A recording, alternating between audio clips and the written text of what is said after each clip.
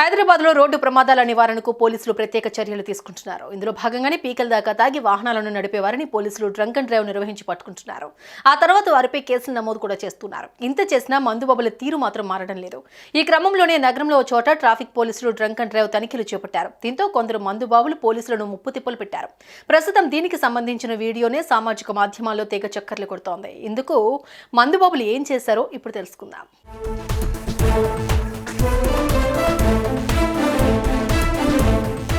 ఇక విషయానికి వస్తే హైదరాబాద్లోని అంబర్పేటలో ట్రాఫిక్ పోలీసులు శుక్రవారం సాయంత్రం డ్రంక్ అండ్ డ్రైవ్ తనిఖీలు నిర్వహించారు.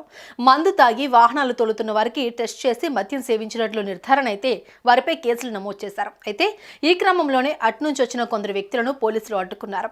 డ్రంక్ అండ్ డ్రైవ్ లో భాగంగా బ్రీత్ ఎనలైజర్ లో ఊదమని వారిని కోరారు. ఇక అంతే, ఓ యువకుడు మాత్రం ఊదకుండా అక్కడి నుంచి పరుగులు తీశారు. ఇక అక్కడే ఉన్న అతని కుటుంబ సభ్యులు వెళ్లేవారిని అడ్డుకుంటారా అంటూ పోలీసులపైకే ఫైర్ అయ్యారు.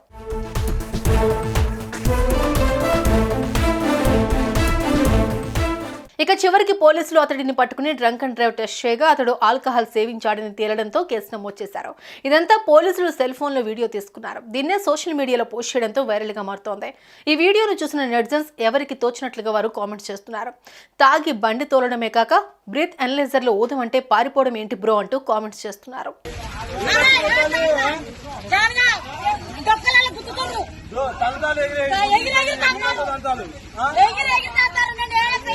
మళ్ళా పారిపోతుండు కదా అమ్మా, ఎందుకు పారిపోతుండు? మళ్ళా ఎందుకు పారిపోతుండు? ఆయన ఇప్పుడు పారిపోయాడు కదా, ఎందుకు పారిపోతుండు?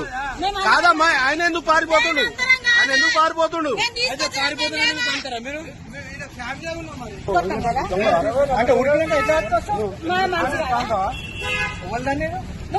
ఇప్పుడు ఎవరు కొట్టలేదు. ఇక్కడ వీడియో రికార్డింగ్ ఉంది. ఈడ వీడియో రికార్డింగ్ ఉంది. మొత్తం వీడియో రికార్డింగ్ ఉంది. ఎవరు కొట్టలే, ఈడ ఎవరు కొట్టలే.